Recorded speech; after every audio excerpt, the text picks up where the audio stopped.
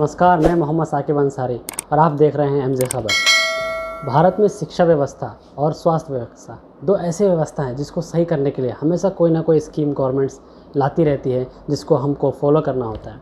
इसी में से एक व्यवस्था है शिक्षा व्यवस्था, जिसके बारे में आपसे बात करने जा रहा हूँ। अनामिका शुक्ला, जिसके बारे में हमने बता चुके हैं, आपने बात करी होगी, आपने उसके बारे में खबर सुना होगा कि एक बार में 25 स्कूलों में उन्होंने पढ़ाया और वहाँ की सैलरी ली। जी हाँ, हम बात करेंगे शिक्षा व्यवस्था की। जैसे कि अनामिका शुक्ला के बारे में आपने सुना होगा, उन्होंने एक बार में 25 स्कूलों में पढ़ाया और वहाँ की सैलरी ली। ऐसा क्यों पॉसिबल हो पाया, उसका अभी सवाल बहुत है और हमें ढूंढना है। गवर्नमेंट हमारी उसका काम कर रही है। उत्तर प्रदेश सरकार ने 5 सितंबर 2019 को एक ऐप लॉन्च करने की बात कही थी, जिसका नाम था प्रेरणा ऐप। तो आखिर ये प्रेरणा ऐप है क्या, इसका क्या इस्तेमाल है और इसका आखिर क्यों विरोध किया गया सरकारी टीचरों के द्वारा। तो चलिए हम बात करते हैं कि इस ऐप्स के बारे में आपको कुछ डिटेल बताते हैं। हालांकि जो प्रेरणा ऐप है, इसमें क्या करना था, किसी भी टीचर जो गवर्नमेंट टीचर होते हैं उनको कम से कम 3 बार स्कूल में रहकर अपने सेल्फ़ी अपलोड करनी थी अपने बच्चों के साथ, जो स्कूल में बच्चे हैं, जिससे कि ये पता चले कि क्या वो टीचर स्कूल में है या नहीं है। और दूसरी बात इसमें क्या था कि बच्चों के अटेंडेंस भी लगते थे और काफ़ी क्लेरिकल काम इसमें हो सकते थे। लेकिन इसका विरोध होना शुरू हो गया, क्योंकि जितने भी टीचर थे, मोस्टली जितने भी लेडीज़ टीचर हों या फिर जेंट्स टीचर हो, सब ने मिलकर इसका विरोध किया और यहाँ तक कि गूगल पे भी रेटिंग इसकी कम आने लगी।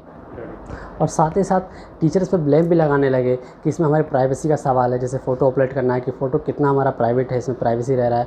और साथ ही साथ ये भी बोलने लगे अगर हम इसमें एंट्री अगर हम कोई डालते थे तो एक साथ 3-3 एंट्री हो जाती थी, उसको फिर डिलीट करो तो हमेशा नेटवर्क इशू दिखा देता।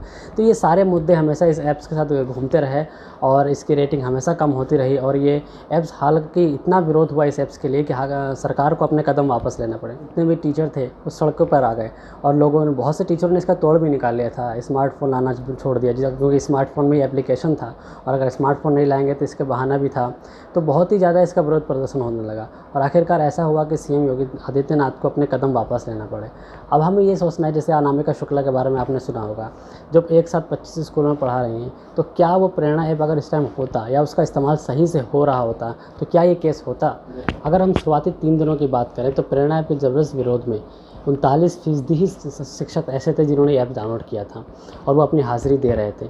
लेकिन 39% नहीं, 10 से 15% ही ऐसे शिक्षक हैं जिन्होंने इस ऐप्स को डाउनलोड किया। और हालांकि ऐप्स तो डाउनलोड किया उन्होंने, लेकिन वो भी अपने सही तरीके से हाज़िरी नहीं दे रहे थे। आइए हम बताते हैं कुछ मुख्य कारण जिसके कारण ये विरोध हुआ और जिसके कारण इस ऐप्स को लॉन्च से रोक दिया गया। तो जैसा कि आपने देखा कि शिक्षा विभाग में बहुत बड़ा हेराफेरी हो रहा है। जैसे कि अनामिका शुक्ला के बारे में आपने सुना, 25 जगह नौकरी का मतलब आप समझिए कि यहाँ पर एक बच्चे को एक जगह नौकरी लेने के लिए अपने पैर घिसने पड़ जाते हैं और यहाँ पर एक ही बंदा 25 जगह नौकरी कर रहा है। तो इस बात को आपको सोचना है, इसका आपको जवाब ढूंढना है और ये भी ढूंढना है हम लोगों को मिलकर कि इसके पीछे कौन है। स्कूल के प्रिंसिपल, बीएसए अधिकारी, या हो सकता है ऐसे ही बहुत बड़े अधिकारी हों जिसके बारे में हम सोच ना रहे हैं।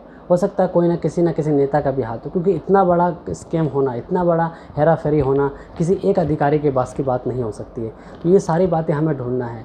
और आजकल के जो अपने देश में इतनी मंदी चल रही है बेरोज़गारी को लेकर, आप देखेंगे अगर एक फॉर्म भरा जाता है, अगर एक चपरासी का फॉर्म भी आ रहा है तो उसमें करोड़ों की तादाद में फॉर्म भरे जाते हैं और बच्चे पेपर देने जाते हैं। तो आप जितने भी बच्चे हैं जो एग्ज़ाम दे रहे हैं, जो एग्ज़ाम फॉर्म भरते हैं एक छोटे से वैकेंसी के लिए, जो चपरासी जैसी वैकेंसी के लिए इतने करोड़ों फॉर्म भरे जाते हैं और आप बच्चे एग्ज़ाम देने जाते हैं और एक सीट नहीं मिल पाती। और यहाँ पर एक अनामिका शुक्ला नाम की जो लेडीज़ है वो कम से कम 25 जगह से सैलरी ले रही है। तो यह पता लगाना है हमें कि आखिर इसमें पीछे कौन कौन अधिकारी है।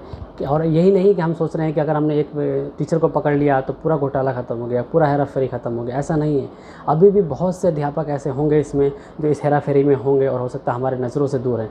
तो आपको ढूंढना है, हमें मिलकर ढूंढना है कि आखिर इसमें कौन कौन अध्यापक हैं, कौन अधिकारी हैं, कहाँ का प्रिंसिपल, हर चीज़ को हमें मिलजुल कर ढूंढना है और साथ देना है। तो सबसे बड़ी बात यह है कि आखिर इसके पीछे कौन जिम्मेदार है, सबसे बड़ा सवाल ये बना हुआ है। इस जवाब को ढूंढना है।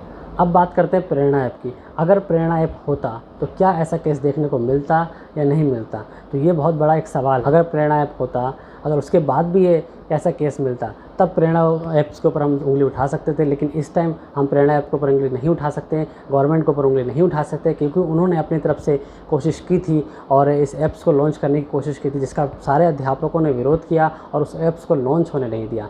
तो अब सवाल ये उठता है कि क्या प्रेरणा ऐप दोबारा आना चाहिए, क्या अधिकारियों के खिलाफ एक्शन एक्शन लेना चाहिए या फिर उस प्रेरणा, और शिक्षा मंत्री ने ये भी बोला था कि प्रेरणा ऐप को दोबारा लॉन्च करेंगे। अब देखना ही है कि आखिर कितना समय और लगता है इस ऐप्स को लॉन्च होने में।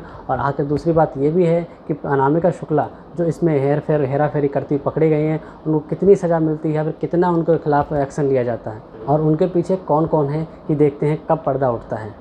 तो दोस्तों ये खबर आपको कैसी लगी हमें कमेंट्स बॉक्स में ज़रूर बताइए, और जितना हो सकता है इसको शेयर करिए, क्योंकि ये हमारे शिक्षा व्यवस्था के लिए बहुत ही ज़रूरी है। और क्या आपको लगता है कि प्रेरणा ऐप आना चाहिए, इस कमेंट्स बॉक्स में ज़रूर बताइए।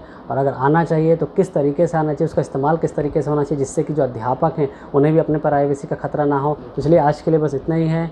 सुरक्षित रहिए, घर पर रहिए। जय हिंद।